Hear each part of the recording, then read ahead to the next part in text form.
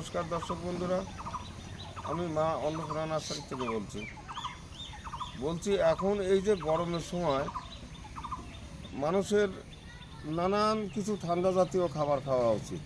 তার মধ্যে বেল একটা যেমন পেটের পক্ষে ভালো উপকারী জিনিস। সে বেলটা বিশেষ করে এই গরমের যে কদিন পাওয়া যায়, এ তো সারা বছর পাওয়া যায় না, তবে বেলটা খাওয়া উচিত।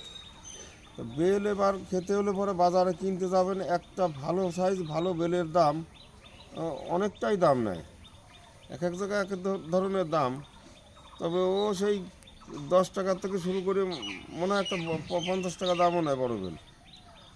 তা এইবার সব সময় আবার পয়সা দিলেও বাজারে গেলে বেল পাবেন না, তাহলে আবার অবশ্যই গরমের সময় বেলটা খাওয়ারও দরকার। এবার কি করবেন, তাহলে গাছ লাগাতে হবে।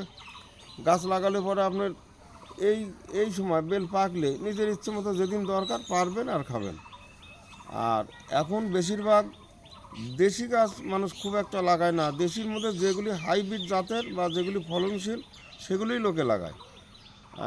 আর এখন নানান ধরনের ফল, বিদেশি ফল আমদানি হয়েছে, সেগুলি ছোটোর থেকে ধরে সাইজ ভালো, স্বাদে ভালো, মিষ্টি ভালো, সব দিক দিয়ে।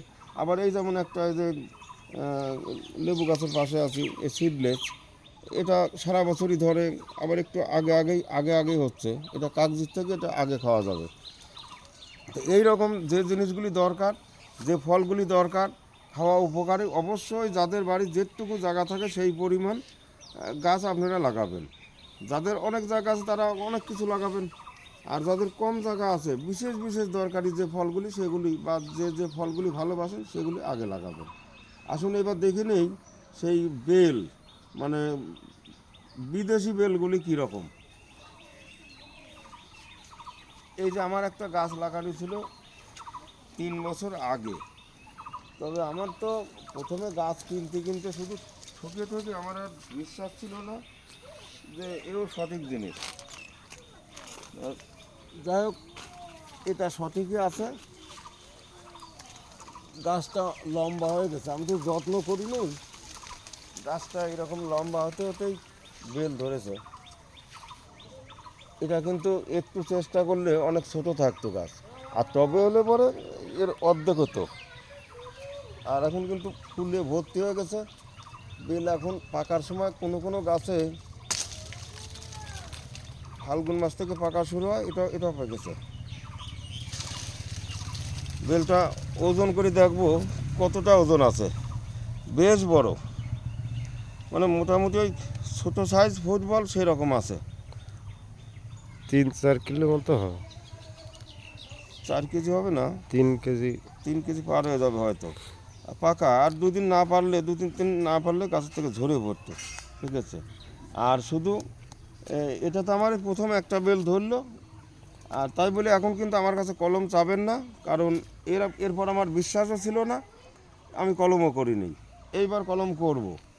তা এই যে আমার এলা চারাগুলি রেডি নেই। গতবার যে সময় সত্য ফল ধরলো সেই সময় থেকে চারা করার সময় ছিল, সে তো আমি করি নেই। আমার আসলে কি এটা জানি না। এই দেখুন ফুলে ভর্তি। এইবার আশা করি এই যে যত কষি বেরোচ্ছে শুধু ফুল, এই যে সব ফুল এরকমই কুশির সঙ্গে ফুল নিয়ে বেরোয়।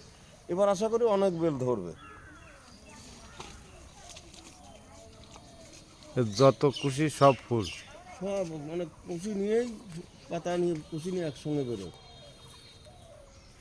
দর্শক বন্ধুরা, এবার আমরা ওজনটা করে দেখব কতটা ওজন হলো, আর এর স্বাদে গন্ধে কীরকম সেটাও দেখা যাবে। সেটা অবশ্যই একদিন পরে ভাঙলে মনে হয় ভালো হবে না। হ্যাঁ, আর ভিডিওটা যদি ভালো লাগে অবশ্যই যারা নতুন সাবস্ক্রাইব করবেন, তাহলে পরে আমার নার্সারিতে কোন সময় কি পাওয়া যায় না যায় সেগুলি আপনারা ঠিকঠাক দেখতে পারবেন। যেমন ওই যে পিছনে একটা কাঁঠাল গাছ, এটাও আমার বিশ্বাস ছিল না। ওই দেখুন কীরকম কাঁঠাল ধরেছে, এর মধ্যে একেবারে খুব আগে ধরে নেই, তবু 3-4টে খাওয়া হয়ে গেছে। আর এই যে মাটিতে, সব মাটিতে বসে গেছে, এই যে মাটির ভিতরে চাপ লেগে সব মাটিতে বসে আছে। এগুলি বেশ 3-4টে খাওয়া হয়ে গেছে, এখনও 10-11 পিস আছে এইটুকু গাছে। আর এই কাঁঠাল, এই 12 মাসি কাঁঠাল যদি আপনারা লাগান, ওই মোটামুটি 2 বছর লাগবে। 1 বছরও 6 মাসেও দেখা যাবে আপনার মুচি বেরোবে, কিন্তু ফল দাঁড়াতে হলে পরে 2 বছর সময় লাগবে। আচ্ছা, এবার ওজন করে দেখি। এবার বেলটা ওজন করে দেখবো। ও এমন বেশি খুব ওজন না, 1 কেজি 795, মানে 2 কেজির একটু কম আছে।